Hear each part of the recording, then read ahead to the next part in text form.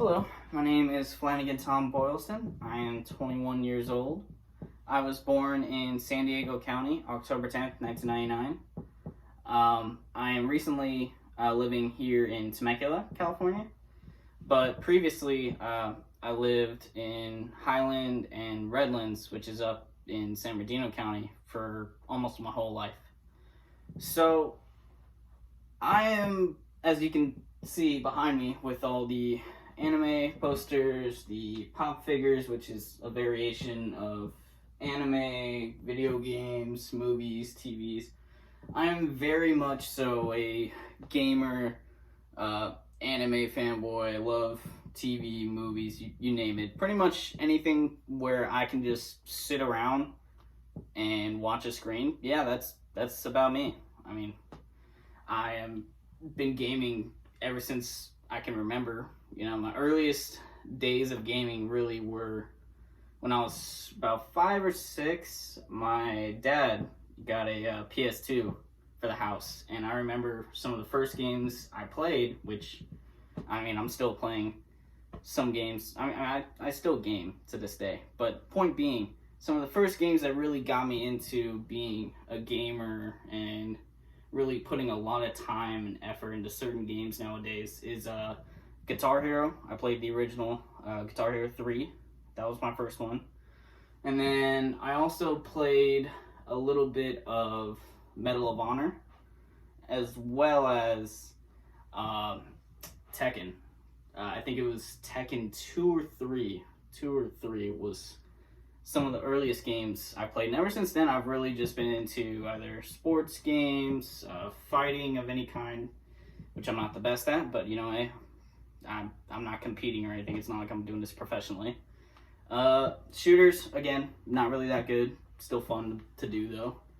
As well as, you know, just Guitar Hero. I know there's ways now where you can actually get some of the, you know, some of the original games. You don't have the original consoles. There's ways you can do that with PC now. But that's just one thing about me. I really am just huge into a lot of different entertainment, especially when it comes to certain arts. Like, for example, with anime, it's an art style, it's animation. Obviously, it's done in Japan. You know, Japan's the biggest hub for all of anime. But really, I mean, I've even attempted to draw certain characters myself, and I wouldn't say I'm the best in the world or good by any means, but I do love doing that. It's fun. I get to put a lot of time and effort into it, and most of the time it comes out okay. I mean, this is why I'm going to college. This is why I'm in this course, actually, not just for the general ed credits, but because I want to pursue an art degree, whether it's in film studies or learning editing software or becoming an editor or animation. Really just to be broad. I want to be in that broad spectrum of where I can mold myself into anything and have multiple opportunities to really choose what I want to do. So, for example, here with this poster, it's from Naruto Shippuden, one of my favorite animes. This is Pain. He's one of the villains from the show. Originally villain, ends up not being one near the end of his lifespan. But I am able to draw him somewhat, as well as a couple other characters from the show, and that really just took a lot of practice. I mean, I've been drawing and been into the whole animation drawing thing since about elementary school, I would say. I was a part of the, it was, I can't remember the exact name. It was this group of young kids that they would have, or a group they would have for young children in elementary school who wanted to pursue art. So back then, I was really into theater, art. I would do voices. I would try to be, you know, just kind of all over. I mean, I did pretty much anything I could because I had a dream back then of working in entertainment. Nowadays, I wouldn't say that's so much so, but at least I don't want to be on camera. Like, this right now is actually very terrifying for someone like me, and I've served this country before, so I mean, this type of thing right here, I'm not very comfortable with. If you can't already tell by my mannerism, my gestures, things I really shouldn't be doing, but I am just because of my anxiety. Uh, yeah, I'm not really meant to be on camera. I'm definitely more of a behind the scenes guy. But back then, I remember we went to California Adventure when I was in the 4th grade, and they took us on a tour behind the scenes of everything, where the animators worked, the voice actors. We took some drawing classes. People do this all the time, but it was really special to me back then because this was something that I really wanted to do. I was absolutely excited for it. I mean, I thought I nailed the voice acting. I was the parrot from Aladdin. I was told I was great, so obviously I got a big head from it. And even then, I could draw Mickey like from scratch, like no problem back then. And I honestly made some money on it too back then because so many people wanted it. And from moments like that to everything that's been built up in my life since then, I mean, I'm still really interested in art. I mean, if you can't see, I know it's a little hard with the camera angle, but I have almost a full sleeve on my arm. I got a piece on my chest, my back. My whole goal with all of this is to eventually end up covered in tattoos, but I love tattoos because it's a way that I can be creative. I can be, different than other people. Because most people in my age, obviously, they're either going to get, something done, something simple that has a meaning to them, or if it doesn't have a meaning to them, it's just because they think it looks cool, which is a totally okay thing. A lot of people say it's not. Then again, those people don't really have tattoos like myself or other people. But to me, I see it as a way to where I can branch out from being normal. I can be different. And I'm a very shy, antisocial person. I've said this already. I deal with anxiety as well as a couple other medical issues from my days in the Army. But even before then, I was always very antisocial and just full of anxiety. And I was like the shy friend who would kind of sit in the back of the group, who would just be like a people pleaser. And really, I don't want to be that guy anymore. I'm not comfortable with that anymore. I want to be different. And tattoos was the first thing that came to me because people can look at some of them and say, oh, why would you get that? It's on your skin permanently. I'm like, and then I would rebuttal with, yes, I am aware of that. I'm aware. I signed papers before. I paid for it. I came up with something to design. I'm aware. And the point being with that is it may be on me forever, or it's going to be on me forever. But every piece I have, from this simple little charger bolt here, to the Joker on my bicep, to the ribbon I got from my grandfather on my chest, every single piece I've gotten has had meaning to me. And for some people, they'll just, be really snobby about it. They'll, look away like, oh, really? You got that? Wow. And then some people are just like, or some people will say, oh, you just wanted to be cool, you wanted to feel cool, you want to get some confidence, because a lot of people do that for tattoos, which honestly they don't. Some do, some don't. I'm not gonna say I did, but a lot of people will say that tattoos don't have any meaning. To me, they do. And as I said previously, my whole goal by the end of my life is to end up almost just completely covered with tattoos, because no matter how much money I spend on this, or how much time it takes, how much pain I'm in, I don't care. It all has meaning to me at some point in my life, whether it's related to a family passing, something I loved doing with my family when I was younger, something related to my ancestors, something I just love in general because it had so much meaning to me as a kid. I frankly don't care what other people think. It's almost like the whole debate with abortions. Well, actually, I wouldn't say it's at that gravitas or high of a level, but basically, same concept. My body, my choice, right? Should be that simple. But anyway, I'm not going to go on such a touchy subject. I feel like that would just kind of ruin things of what I'm going here. And I'm already kind of rambling on here and there because I'm trying not to make it seem that I'm reading off of a board up there or that I rehearsed. I mean, I did rehearse, but it was definitely nothing like doing the live thing right here. So, as I previously stated, I served in the U.S. Army. I was in for about 2.5 years.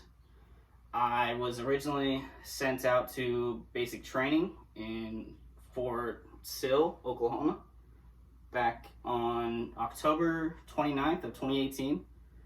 And I just remember I was, going into the Army trying to basically restart my life, redo the mistakes I've already made.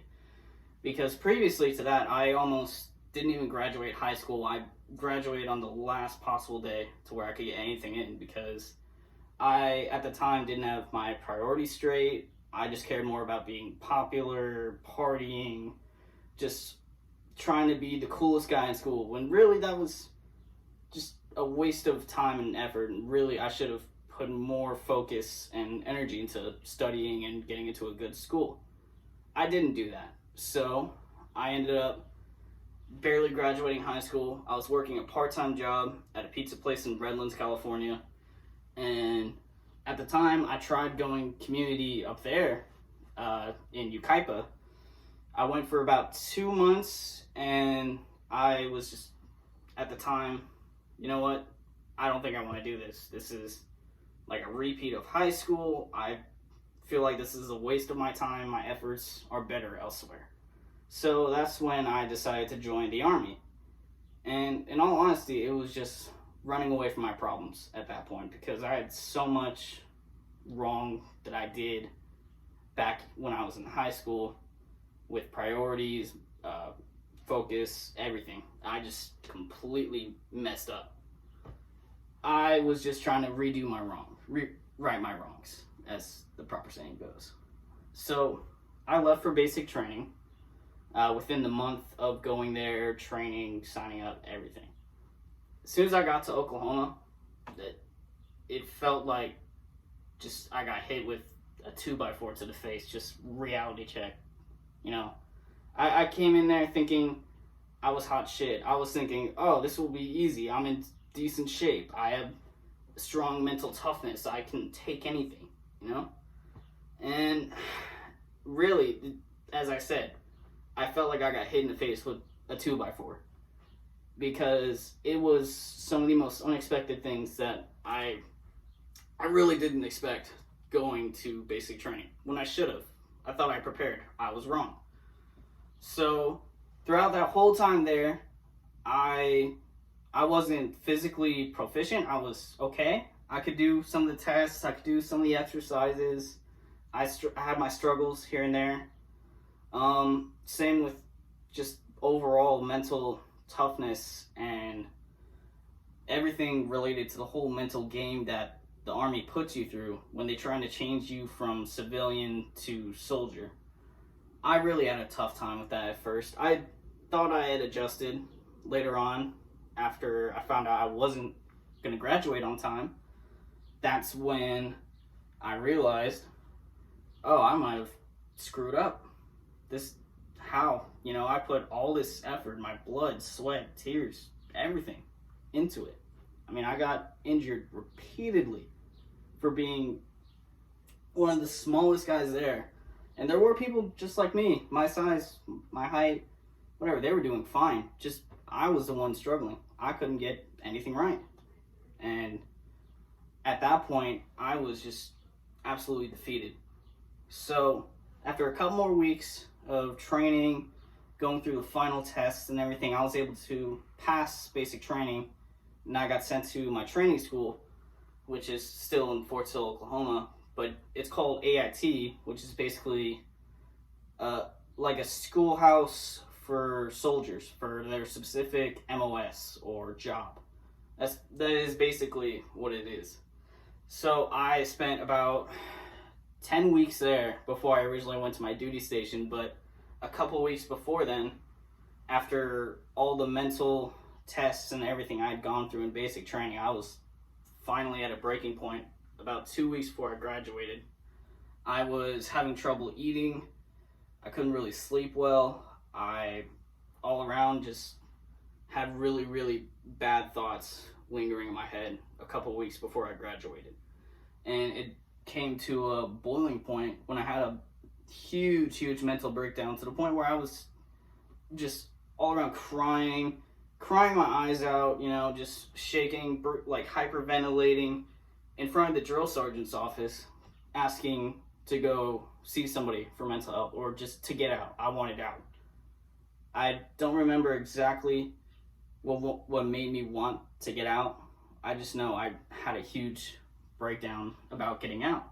Even though I put all that work in and all that effort just to get to that point, not even the actual Army unit itself, the job itself. No, that was just training.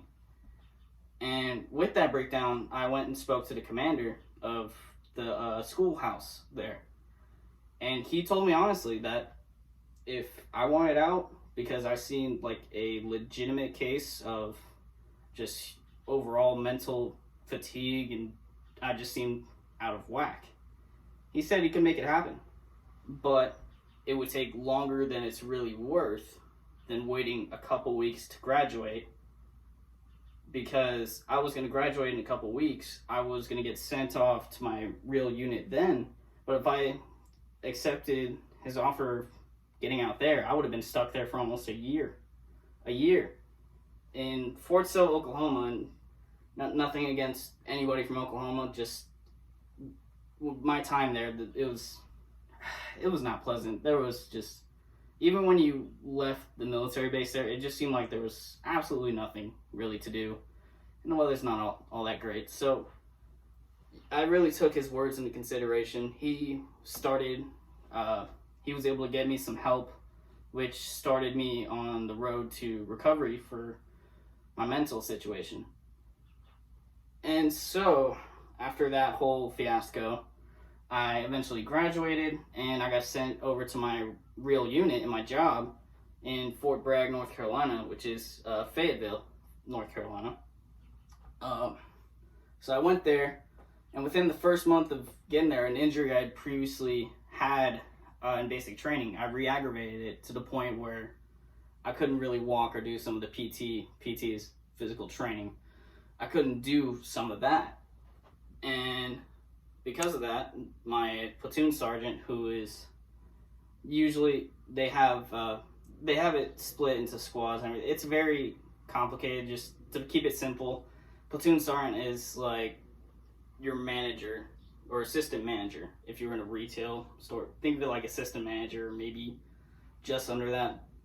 It's basically your boss, but you still have other bosses above and even under, because you're a private, so you're not a high in rank. But anyways, within a month, I ended up hurting myself or re-aggravating an injury I had.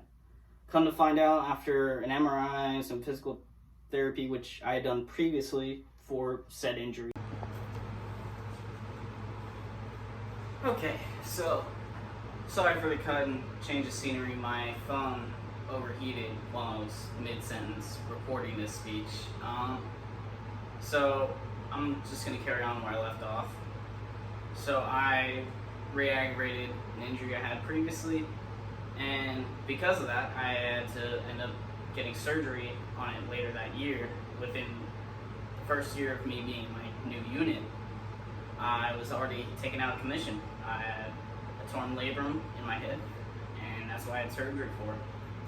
And back then, I was confident. I wasn't feeling any real mental problems at all. I was starting to feel more positive about things, and including myself and my body, because right now I'm not the peak physical fitness or peak of physical fitness here.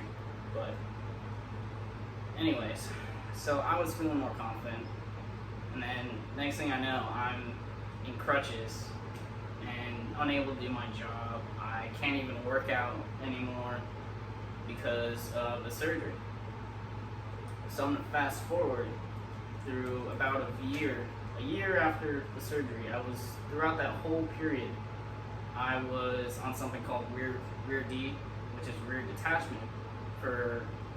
And rear detachment is when you cannot make a deployment for either medical reasons, personal reasons, or say you're getting out within the middle of a deployment. There are other reasons, but those are some of the main ones.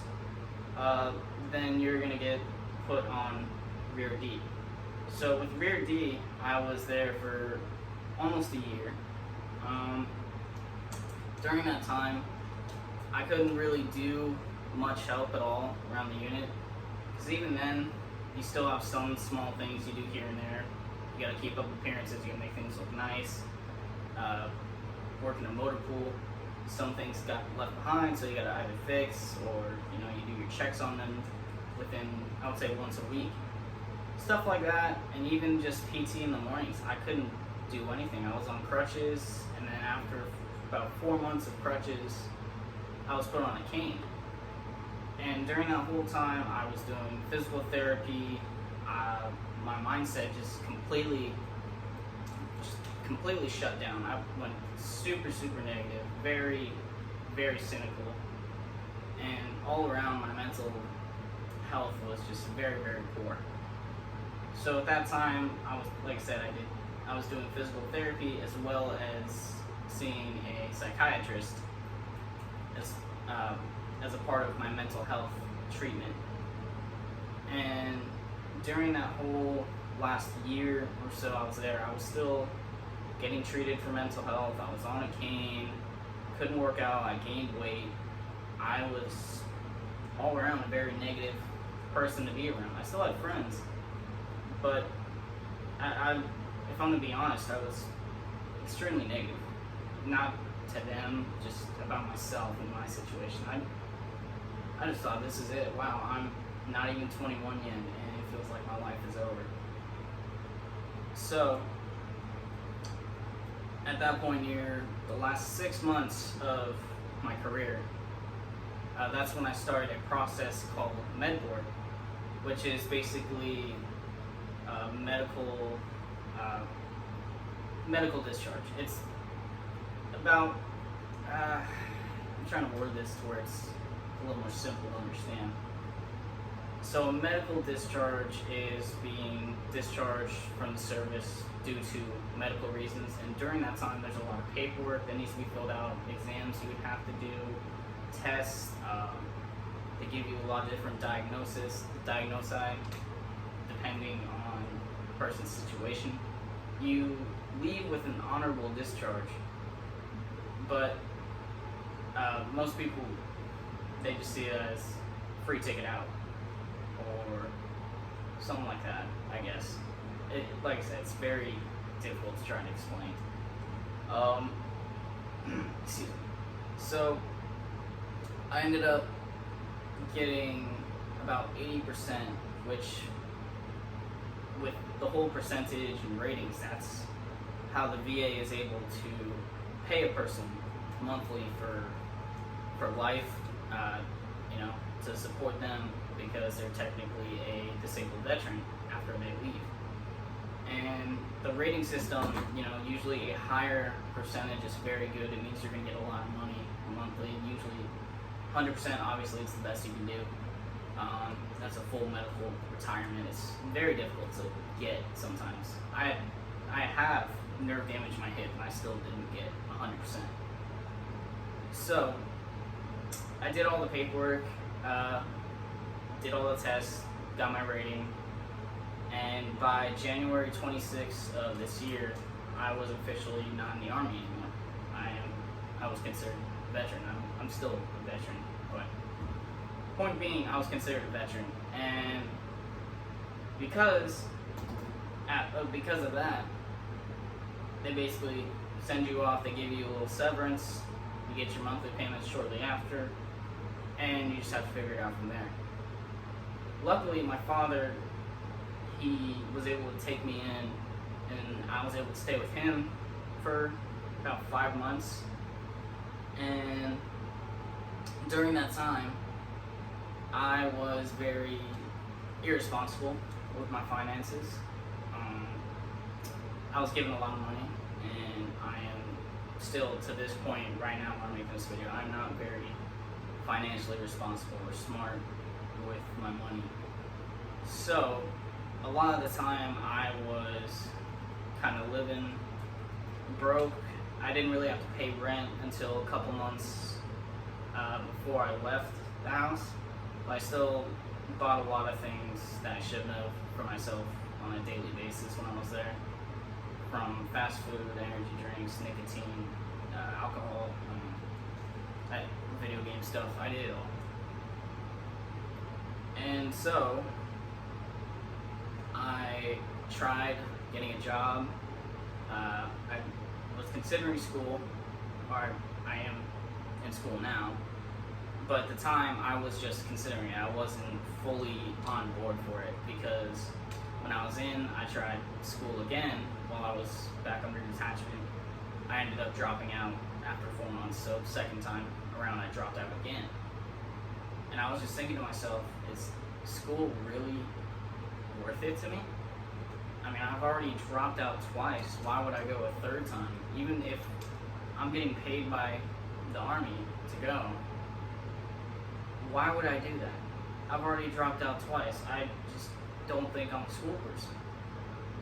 And after applying in many different places, I finally got a job, and that was at Legoland, California. I was a ride operator who worked about 4 days there. I worked not even a week before I ended up having to put in 2 weeks. And again, due to my hip injury, I had to put in my 2 weeks because while doing my job, near the end of my shift, on my last day of my first week, I tweaked my hip again. Still don't know really exactly what's wrong with it. I'm still trying to figure that out myself as well as the doctors with the VA over in Murrieta and Loma Linda.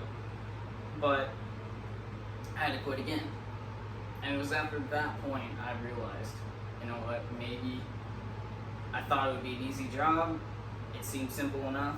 A little bit of walking, nothing really too physically demanding. I thought I could do it.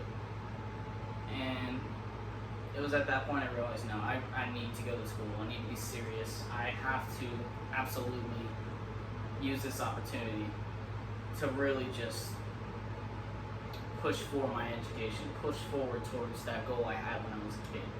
To really put in the work and, you know, be serious when I wasn't previously.